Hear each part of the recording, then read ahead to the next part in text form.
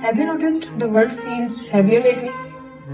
हर बार जब हम phone open कर रहे हैं कोई ना कोई बुरी न्यूज मिल रही है. Conflicts, war, injustice, loss of life. Even if it's not happening in our home, but still it feels in our hearts, right? So, आज मैं यहाँ कोई ज्ञान देने नहीं बैठी, मैं सिर्फ डिस्कस करने बैठी हूँ what I feel right now.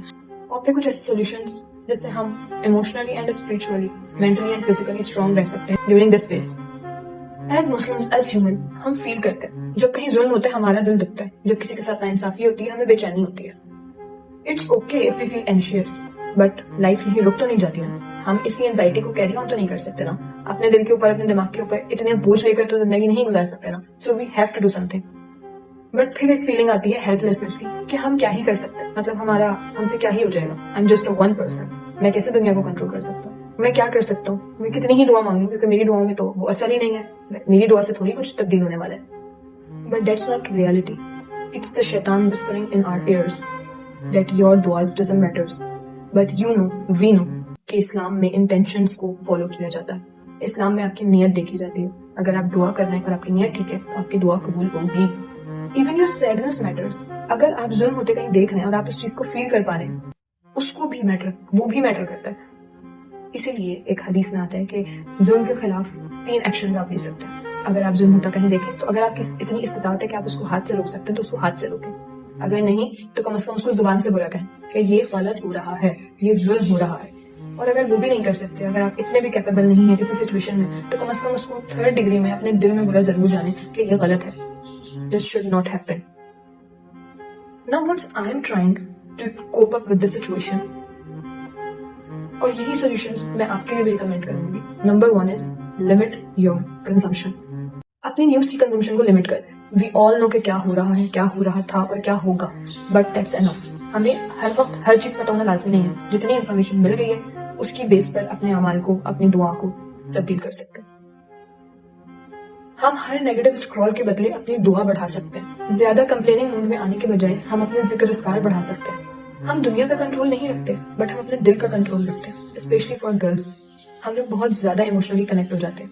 We feel others' pain intensively, and with this heavy heart, we feel hopelessness. But remember, girls, hope is the part of your iman. So don't be hopeless. The things will change. The table will be turned off. यहाँ मैं बात कर रही हूँ जब दुनिया heavy लगे तो अपने दिल को लाइट कैसे रखें. जब दुनिया में इतना कुछ हो रहा हो तो अपने आप को मेंटली स्ट्रॉन्ग कैसे रखें. जब आप खुद फिजिकली इतने वीक हो तो आप लड़ाई किससे लड़ें.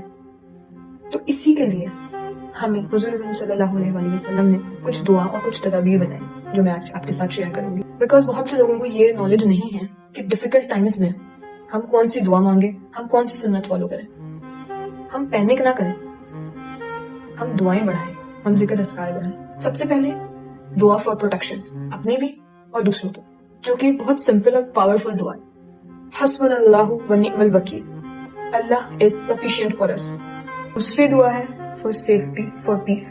Allahumma inni as'alukal afiya, which means, Oh Allah, I ask you for the safety and for well-being. आजकल के टाइम में ये दुआ बहुत जरूरी है. थर्ड इज आयतुल कुर्सी, which we all know कि हुजूर अकरम सल्लल्लाहु अलैहि वसल्लम की सुन्नत कि आप सोने से पहले लाजमन आयतुल कुर्सी पढ़कर अपने ऊपर दम करते थे. द रीजन इज कि आप शैतान से, दूसरे माहौल से प्रोटेक्ट रहे. और ये इस बात की अलामत भी है कि इस वक्त में अपनी नाइटली रूटीन स्ट्रॉन्ग करना बहुत जरूरी है. अब हम सोने से पहले आयतुल कुर्सी, मौज़तैन दैट इज सूरह नास एंड सूरह फलक, सूरह बकरा की आखिरी 2 आयत आमन रसूल वाली वो, और कुछ जिक्र अस्कार करते हुए सोएं सूरह मुल्क की तिलावत के साथ. एक और बहुत इमोशनल सुन्नत है जो हुजूर अकरम सल्लल्लाहु अलैहि वसल्लम से साबित है कि आप बहुत ज्यादा एक्सपोजर नहीं लेते थे किसी चीज का. आपने एक दफा हालात को देख लिया, उनका जायजा ले लिया और फिर आपने एक स्ट्रेटजी अपने आप को और अपने सहाबा कराम को बता दी कि आपने ये काम करने हैं इस तरीके से. अब बार बार उसी चीज को खरोच के देखना, उसी चीज के ऊपर बहुत ज्यादा इंफॉर्मेशन लेते रहना, इट्स नॉट नेसेसरी. क्योंकि आपको पता है we all know کہ ہم کہاں لیک کر رہے ہیں. So the point is اسلام اور سنت ہمیں بیلنس سکھاتی ہے, اوور ایکسپوجر نہیں. ایک اور سنت سے ثابت ہے کہ ہمیں مظلوموں کے لیے دعا کرنی چاہیے, because the least we can do is making دعا for the refugees. اور یہ دعا ہم کسی بھی وقت کر سکتے ہیں. زیادہ دعا کریں گے وہ آپ کے حق میں بھی اور ان کے حق میں بھی بہتر ہوگی. So never miss your duas. One more extra zikr for anxiety and stress that we are facing right now is La hawla wa la quwwata illa billahil aliyyul azim, which means there is no power and no strength except through Allah. یہ ذکر بڑی سے بڑی anxiety کو کام کر دیتا ہے, so try ضرور کیجیے گا. That's it for today. بتائیے گا کہ کیا آپ بھی اوور ویلم فیل کر رہے ہیں, اور آپ اپنے آپ کو ایموشنلی اور مینٹلی, اسپریچولی اور فزیکلی اسٹرانگ رکھنے کے لیے کیا کرتے ہیں. کیا آپ ان دعاؤں کا سہارا لیتے ہیں جو میں نے آپ کو بتائی ہیں؟